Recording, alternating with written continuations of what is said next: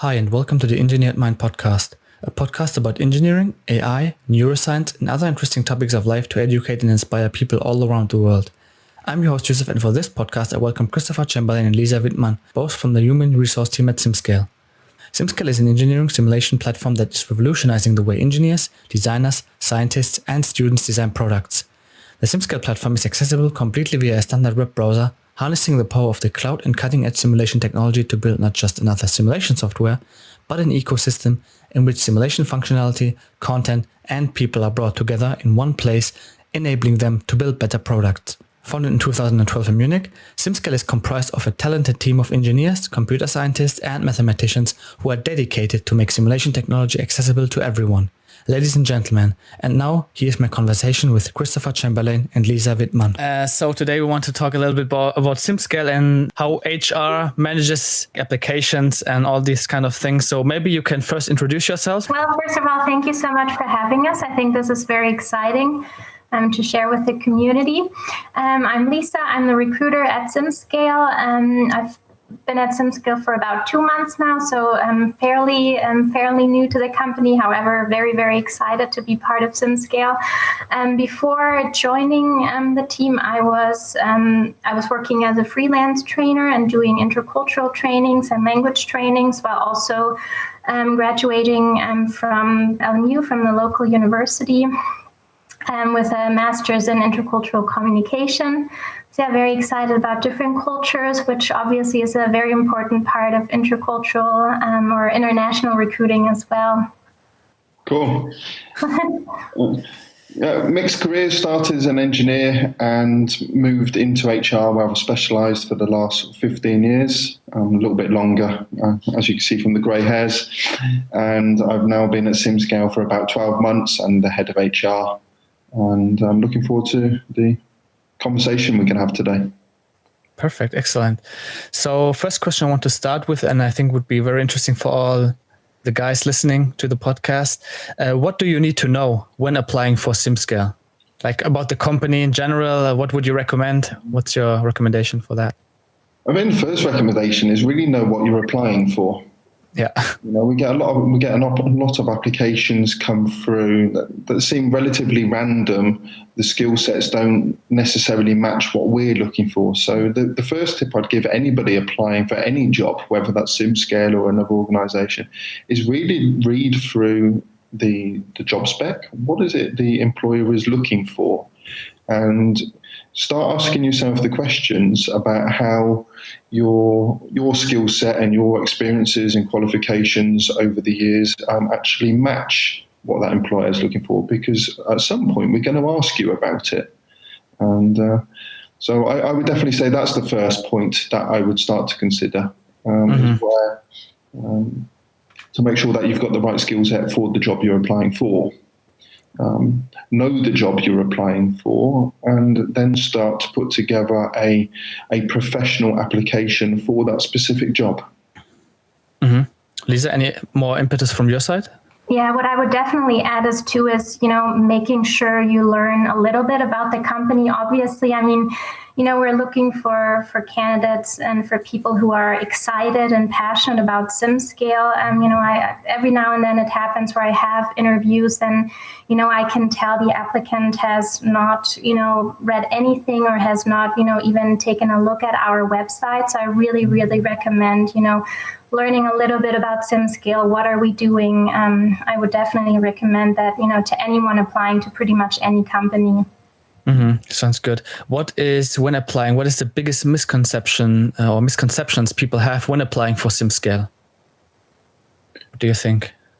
Yeah, I think one of the biggest misconceptions is that we are an engineering organisation. In fact, we're a software organisation. We provide simulation software to a variety of different markets, including engineers. And it's that software development and use of the software that we're looking for people really to support us with, rather than an end user of engineering software, which might be more suitable to an automotive or aeronautical organisation. Is SimScale a challenge, would you say, both of you, would you say is a challenge? Because some people might have the impression, okay, it's a startup, it's like hang out and chill and stuff like this. But in fact, it's not. How can you answer people that question? Like, is it chilled? Is it, of course, the culture might be chilled. We do stuff from time to time. Like we have the SimCare team, of course, which is incredible. What would you say? I think I would say the same to you now that I would say to any applicant asking me the same question, which is we are a growing business. We're in a very good position. We've gone through fundraising at the beginning of the year. We're looking to have been developing over the last 7 years in that direction. And as a growing business, there is a lot of work to be done. Often there's too much work for us to do, but that's because we are growing. If we were, a startup growing organization and we didn't have enough work to do, I would be really concerned, because it means we're not having the growth that we're looking for. And I think that's paramount or in tandem with where we are. So we tend to work hard, party hard. As you say, we do have that fun culture, we get on with each other. But at the same time, we're all contributing and working hard to make this organization work. Mm-hmm. Yeah, and I pretty much always share that in interviews as well. Basically that we are a startup. There's a lot of potential. We're growing. I mean, especially after having a conversation with David, one of our founders, where he shared with me, we certainly do have that startup, environment and atmosphere. At the same time, we take things really seriously. We are ambitious. So I always kind of share that in interviews as well, that it's kind of like this, on one hand, really fun atmosphere where obviously we have parties and things like that, but we also work very hard. At the same time, what's also important and what I always share with applicants too is that, we have parties and we have events. At the same time, if you're not a party person, that's also okay, because we don't only want to be a party company. We don't want to send out the wrong message. So everyone should feel comfortable and, should feel like they fit in with the way they are, Excellent. How would people who have no idea about SimScale, of course, they might have seen SimScale's website, for instance, and they reach out to you on LinkedIn, for instance, what would you expect? How should people reach out? How should the CV be structured, for instance? Can you give any tips to applicants in that sense? Yeah, I'm very happy for people to reach out to me via LinkedIn. And obviously LinkedIn messages tend to be a lot more informal than a formal application. My responses may be in some instances, please apply, send over your application pack. If there's questions about, the organization or our processes, very happy to do that informally over LinkedIn. And we also reach out to people over the platform. People that might be suitable for positions we're looking for at SimScale.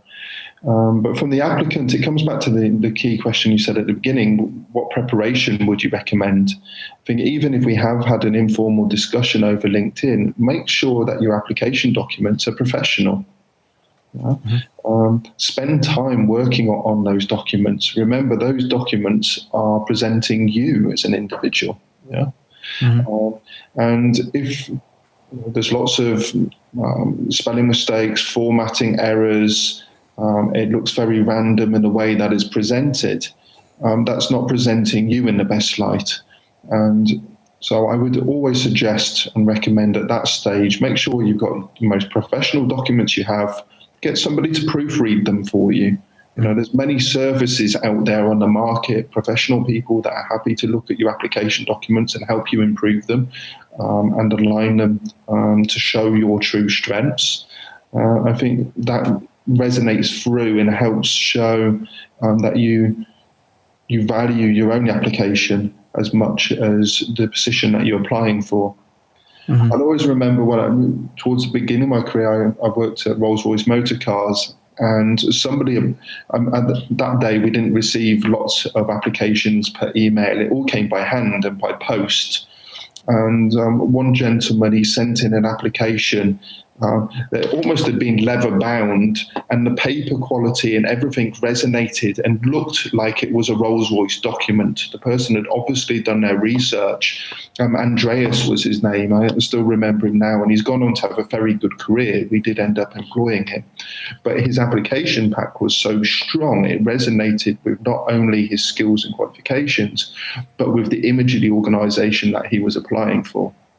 And I think that's something that a lot of applicants, although are told, forget to do. And I would really strongly recommend that everybody takes time, make sure that the application pack is as strong as it can be for each and every organisation that you're going to.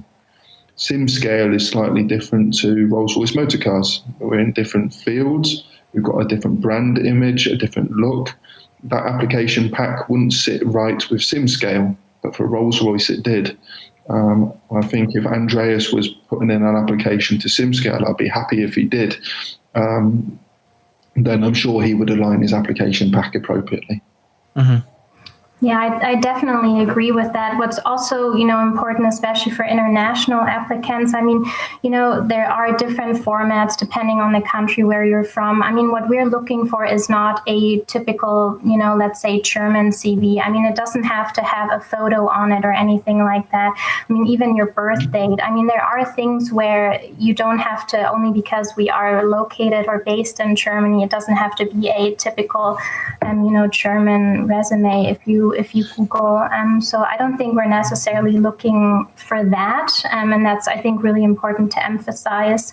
But what we're looking for is a clear, like Chris was saying, like a clear CV where we can, see the main positions. So I think that's really what we pay attention to. And also, I think adding to that, we don't necessarily require a cover letter. It kind of depends on the position, but a lot of times it's optional. But I think as long as the CV is clear and we can spot what the applicant has been doing so far, I think that's the most important. Yeah. I think we need to be able to see that there's correlation between what you bring to the table and what you're and the job that we're advertising. If we're looking for somebody with Java skills and you have no Java experience within your CV, it's very difficult for us then to spend more time taking you through the recruitment process. You might have those skills, but if you're not showing us those skills at that early stage, then we won't go into the further discussions. I see. What I would be interested in is, let's say you have two people who are the same, like they're completely identical, how they behave, how you react to them, and they have almost the same CV, but one guy was more focused on the academic side. Let's say he has the perfect score or perfect GPA, and the other one has a slightly worse GPA, but did a lot of projects on the side. What's your opinion on that? Okay, well, in that case, those two people are not exactly the same. They're approximately the same. Yeah, but no two people are exactly the same. Yeah. For us at SimScale, we have clear competencies that we're looking for in every recruitment process.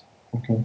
So if you look at the job advertisement and skill sets that we're looking for, that really sets the basis of what we're looking for. And in both of those cases, your examples there, they might both meet the mandatory selection requirements, and we would consider spending more time with them, talking to them in the recruitment process. But we've also got additional things that we're looking for, the nice to haves. And no two candidates in the last 20 years that I've known have been similar or the same as you're saying, they're same candidates. It's always something slightly different. And all of those factors come into play when we're looking at our scorecards and competency framework. Yeah, see, what I meant with a same, like being, let's say you take every other parameter out of the equation and just focus on the CV and the experience. You know what I mean? Yeah. Okay, well, I think the two underpin each other. Although at SimScale, we are looking for people with experience within the field, ideally, to have knowledge of simulation, or definitely the simulation sector, CFD, FEA, and so forth, would be great to bring that into the market or to bring into the company. We're also looking for people with SaaS experience. Have you been in this sort of environment before? Do you know what this type of organisation is? Are you looking to build on those skills? Maybe you can explain what SaaS means for those, if the audience doesn't know what SaaS means. Yeah. Lisa, do you want to jump in? Software as a service. I think, I don't know if you would like Chris to explain a little more about that.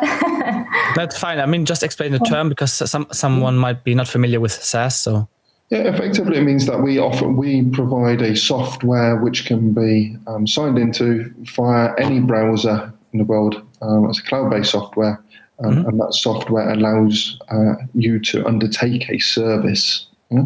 So in our case, we offer simulation software. You log into the our software, as I said, directly in the cloud, in your browser, anywhere. And once you sign in, then you can start utilizing it straight away. Excellent. Yeah. So maybe Lisa can walk us through the application process. Let's say someone already applied for a job. Let's say even if it's a programmer, application engineer, doesn't matter. Maybe you can point out the differences in the application process and how each step looks like. Yeah, so basically, once we receive an application in our application online system, we screen the resume or the CVs, and take a look at the resume, see if it matches what we are looking for, and then basically we have 4 steps in total in the recruitment process. I mean, for most roles, for example, for the application engineer, the first step would be a conversation on Google Meets. So that conversation is either with Chris or with me. And, most of the time that conversation is not so much, we're not, necessarily following a strict catalog of interview questions. It's really more a conversation, getting to know the applicant, kind of like, hearing what their experiences have been so far. It's also it gives us the possibility to, get to know the candidate in like a first conversation. I don't know, maybe Chris, you want to add something? I think it gives us the first chance to have a chat about what is not in your CV. Okay, we can start to see the skill set in there, and we can start to ask some questions and have a conversation around how your skill set meets, again, the prerequisites for the position. We want to get the clarity whether do you meet the basic requirements for the role, and does it make sense for both parties? And I think we write about this as well. It's really important that the candidate also gets to meet one of us, to speak to us and ask any initial questions. I mean, people apply for roles, but they do it based on a few sentences on an advert. They want to know more about the position and whether it's suitable for them. And that first discussion really is a two-way chat to find out, does it make sense for us and for you as a candidate in order to invest more time in the process? And if you as a candidate say, no, it doesn't make sense because the job's not exactly what I thought, that's also okay. We're happy if people say that at that stage, but that's why we do it. So we can have that discussion at the beginning, whether it makes sense to continue with more invested time. As Lisa said, there are 4 steps. Maybe I'll give it back to you to continue with step 2. Yeah, maybe, and adding to what you were saying, I think what's also important is to really, what I was saying before, to see, that the candidate actually look into what SimScale does a little bit, and also, it's not just about the requirements in terms of what is the experience so far. It's also obviously about personality too. We have these first conversations to see, does it, is it clicking between us? We're also trying to find out, could this person be a good team fit, a good cultural fit to our company as well? And obviously, the other way around as well. It's a 2-sided process, and we always really want to emphasize that it's not just us, SimScale recruiting, it's also candidates who, ideally are trying to find a job that, suits them, that works out for them, something where they're able to be successful. Yeah, we have company values that we underpin ourselves with, and that really comes into our recruitment process. We are really looking for people with drive, looking to build relationships and the tenacity in order to drive forward, and that's underpinning in our process all the way through. Yeah. Mm-hmm. So step 2, Lisa, what's that? Step 2, for I would say a majority of the positions, is an assessment task that always sounds maybe a little scary for a few applicants in the beginning. So we really, the reason why we do this is really to kind of give candidates the possibility to see what would their responsibilities at SimScale be, and then obviously it gives us and our hiring managers the opportunity to see how does the candidate approach that task. Does that fit our requirements? Does that fit what we're looking for? So it really is kind of like before jumping into a path or a mutual path, and before jumping into a commitment, we really are trying to figure out with the assessment task if it's a way or if that's going to work out.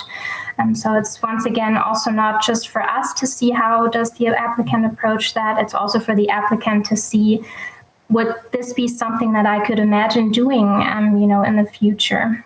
So I think that's why there's no reason to be scared here. I really think it's a great chance. Yeah. Just to add on there, that we have a number of different roles in the business which are very technical in terms of our programming roles, for example. This is fundamental to make sure that the skill set that you will be coming into SimScale with matches what we're looking for. Simulation and simulation software is a really complicated market. And we've got some really incredibly talented, knowledgeable people in the field at SimScale bringing this topic forward. And so for these technical roles, the skill levels that we are looking for often are a lot more advanced than what you would typically need in a general software. And so we have, in certain instances, challenging technical assessments in place to make sure that the levels match. And if it doesn't match, then that's also okay, because it ensures that we're not setting you up for failure. We want to set up everybody who comes through this process for success. And that's why we have these number of steps, is so that everybody who comes into SimScale and joins SimScale has got the best chance of being successful when they join. Mm-hmm. So excellent. So if they're successful in the technical assessment, then we have step 3. Lisa, what's that? Step 3 is also, once again, for the majority of the roles at SimScale, is a conversation, or once again, the more technical interview. The first step, the conversation with Chris or with me, is, most of the time a little less technical, more talking about, a few general details, getting to know the candidate, and then after the assessment task, that's more the chance where candidates will talk about the technical details. They will talk about their assessment task or present it and answer technical questions with the hiring manager. Mm-hmm. So that conversation, in comparison to the Google or to the first Google Hangouts or Google Meet, is definitely more technical, more going into detail. I think, and that's the very exciting part too, I really, really like that we do those on-site days. So that's basically our last and final step in the recruitment process. We organize on-site days with us where applicants, we sometimes fly them, or oftentimes fly them into Munich, depends where they're located. But yeah, we just offer that so applicants get the chance to really see and get an idea of what is SimScale like. So they, get to explore the office, meet different people from different teams. And I think that's really what makes the process unique or very special, just because we would like to offer that opportunity to really not just have, a rough idea. We really want to create that opportunity and actually invite them and, get to meet them in person, and not just for an hour. We actually want them to be with us for a couple of hours and talk to different team members. So it's not just a one-sided perspective. And obviously, not just for us to get to know them, also for them to get to know us in the environment. That's great. I think there's something interesting in there, which what you said there, Lisa, which links into, I think, the question you were asking, Jousef, which was about, what can we offer us at SimScale? And Lisa mentioned we do fly people into Munich to come meet the team in advance. And I think that's the first thing that we have at SimScale and that we definitely can offer. We're an international organization. The language in the company is English. But there are only very few native English speakers within the business. We've got roughly 30 different nationalities. We have special skill sets that we're looking for, which are not necessarily only within the Munich market. And so we're definitely recruiting internationally. And so that international environment is definitely the first thing I would say we can offer as an organization.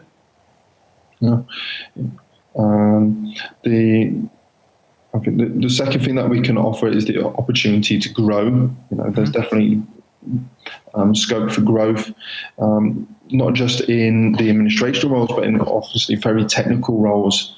In the simulation field, we are trying to do something new. Bringing simulation into the cloud is super challenging, super exciting, and requires everybody to develop within the industry. And I think that's definitely the next step. So we've got development, we've got interesting product, but we also have that really nice environment, or international environment, diverse environment, which supports, bringing in different people, different characters. And I think that's something that's quite nice. You can be yourself. Yeah. I feel quite comfortable, although I'm in home office, right? I feel quite comfortable. I'm having a beard when I go to work. Today I've got a shirt on, but we all have SimScale hoodies, and people feel happy. If you feel happiest in a hoodie coming to work, you come in a hoodie. And if you feel happiest dressing up and coming in a suit, and there are a couple of people at work that do come in suits, then that's up to them, right? Everybody to themselves, and that's the environment that we're creating, an environment where you can be yourself, and as long as we're supporting SimScale on its development together, we are very much an independent, expressive business. Yeah. Maybe more of a philosophical question for you both, which is, let's say SimScale was what's the spirit animal of SimScale? It may be a weird question, but what is the spirit animal of SimScale? What would you think of, like, spontaneously? Oh my God. Hard one. Are we wolves at SimScale, like being in a pack and working together and one helping the other? What would you say? In terms of teamwork, yes, but I would say we have a very harmonious environment. So I don't necessarily know if wolves are in a harmonious environment. I think that's what, at least kind of, I'm not really answering the question here, but that's what makes SimScale so special to me, is that it is such a harmonious environment where, we're working together, we're creating something together. So sorry for not answering your question, but it partially answers the question, right? We are harmonious. Also we can say that the wilderness is a bit rough. So is the competition in the CAE market. Mm-hmm. That's true. The first animal that came to my mind was a zebra, because I think we've got lots of different stripes within the business. Yeah, that's a good one. A little bit more thinking. I actually think that a dolphin would be probably the best animal for me. And the reason being is we do have a lot of techie people at SimScale. You could say we're a little bit nerdy, which is fantastic. We've got lots of technical things going on. The world of CFD, engineers, computer scientists. So clever animals, I think we have within the business some really intelligent people there. And we're also swimming and navigating into a new territory, into a new field with, cloud simulation. And so maybe a combination of a zebra and a dolphin, So maybe a striped dolphin is something we could consider ourselves, yeah. That sounds great. I would say we could jump over to the questions people asked us on social media channels. Question number 1 would be from Prachit Kamble. He would really like to know the major skill sets and qualities SimScale looks at while hiring people. And he asked me how I see SimScale, but maybe first question would be, what skill sets and qualities are you looking for? Well, before we advertise any role, we sit down and really think through exactly what it is that we're looking for a position. And those skill sets, then we will write within the job advertisement when we put that out to the market. So it's job specific. So for anybody applying, comes back to a couple of things we've already talked about. Really look at that job advertisement. Look at the skill sets that we're looking for. It's quite clear in there what are the minimum requirements for the position. And we are following those. And that really is our guide in our recruitment process. So have a look at the jobs would be my answer to them. Mm-hmm. Yeah. Okay. And I would like to add to that. I mean, if an applicant is unsure, in terms of, because sometimes, people might not apply because they see 3 years of experience. I would definitely encourage candidates to still apply if they have a little less experience, because at the end of the day, what we're looking for is not necessarily someone who's had 10 years of experience. It's sometimes someone who's a little less experienced, but who has that enthusiasm will still be a perfect fit for the team. Mm-hmm. Excellent. Yeah, also like the second question, asking myself what I think of SimScale. I think I'm over 3 years now at SimScale. And I think what I like is like the flat hierarchy, because I've been to companies where it's like you have these strict hierarchical structures, which is a bit daunting and annoying sometimes. So that's what I really like at SimScale. You can be like buddies with everybody. And also echoing what Chris said, like the potential to grow. We have this learning SimScale campaign, so to speak, where you can learn courses on Udemy for free, basically. Yeah, that's what I really like. And I like my colleagues, of course. That's obvious. Yeah, I miss my colleagues being in home office. One of the things that I miss most is being able to sit around. We have this brilliant kitchen where people are cooking on a regular basis. And obviously with all of the diverse cultures that we have these amazing smells flying around the different foods that are produced. But we also have this huge table where we can all sit down together. And you might have David, the CEO and founders and people from marketing and HR all sitting around the table together. As you say, it's flat. We just sit there, we'll talk about different ideas, what's been going on, and everybody's open to listen to everybody. And that's really important, that transparent, open communication that I think we've got at SimScale. Yeah. Great. So I'll move on to question number 2. Actually, he has 2 questions. It's Shiva Kant from LinkedIn. What's the best way to reach out for opportunities? I think the website would be the best option, would you say? Yeah, probably. Yeah, our website, or really just on LinkedIn, reach out to us. And we've talked about it before, but what I sometimes do really is send applicants or, interested people and my Calendly link. It's, an online tool where you can schedule or find a slot to talk to me, and it automatically pretty much puts it in our calendars.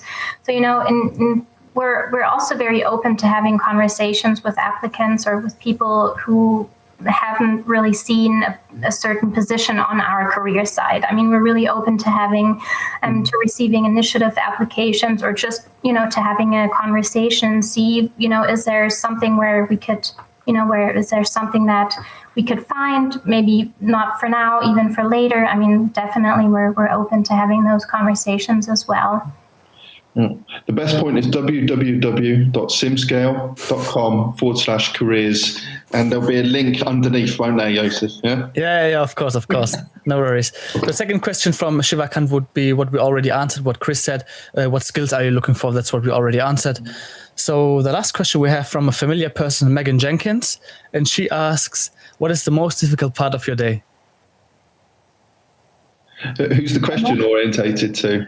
Go on, Lisa, you answer the question first. The most difficult. I I can't really say anything. Like, there's nothing difficult for me. I'm very excited, and I'm really not just saying this. I'm very, very excited to be part of SimScale. I mean, so far, I know I'm the newest team member in this round, but it's been very exciting. I mean, the opportunities that Chris was talking about, I think there is so much room for everyone, to kind of, take on the tasks and take on your responsibilities, but also find more projects to work on. So I think, there's nothing really that I find difficult, just because the communication is open. If there's something that I do find difficult, then I can talk to Chris or to other team members.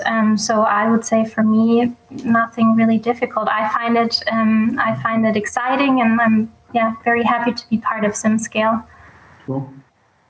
Yeah, for me too. I can remember coming to my on-site day in the recruitment process, being there on a Monday morning, and people standing around the coffee machine, smiling and laughing and talking about the weekend. And that was the first impression I had about being at the business and being at SimScale. People talking to one another openly. And I thought at that time, this is somewhere that I want to be. That's one of the reasons why I chose to come to SimScale, and it's also one of the fundamental reasons why I stay at SimScale, is because that openness, talking. There are challenging things. There are a lot of projects going on, and I would say if there's anything difficult, it is the variety of topics in HR that we need to deal with. But it's made a lot easier by having some brilliant people around us. Awesome. Then we have, is there a lot of work to be done? I mean, of course, we are a growing business. There is plenty of work to be done. Yeah. How would you answer to that question? Yeah, I think there is a lot of work to be done. And I say to candidates often, if you're looking for an organisation where you can come in and manage processes that are already in place, if you want to prune the bushes and just make sure everything flows along, you're not in the right place. If you want to come into an organisation and start planting the trees and the plants around you and building processes for a growing organisation, then you're definitely looking at the right employer for you in the future. Yeah, I definitely agree. I think everyone, or almost everyone everyone at SimScale really is proactive and is kind of, obviously taking on their responsibilities and then responsibilities on top. But I wouldn't say definitely there's a lot of work to do, but there's also a lot of chances that come with that. Yeah. Mm-hmm. Yeah. So last question before we have a closing question. So are there certificates that are relevant in the application process? Any certifications that you would say are accepted, relevant? Because I think I have the impression that a lot of people put a lot of emphasis on certificates, but how much emphasis do you really put on that? Oh, it comes back to being job specific. Again, have a look at the job advert, have a look at what qualifications are expected there. Let's take a topic around language. We are an international business. We are speaking English. If you've got certificates in English to show that you have that skill set, or you've got qualifications in Java and programming, then brilliant. Then share them with us. It provides additional support for your application and evidence that you have got the qualifications that we're looking for. Mm-hmm. How long should the application be? Like a CV, for instance? Do you have any tips on that? Lisa, maybe? Yeah, I'd say probably not longer than 2 pages. Some people have 3 to 4 to 5 pages, and it's just a little too long. So I would say ideally 2, maximum 3 pages for the CV. Mm-hmm. Okay. Yeah. Cool.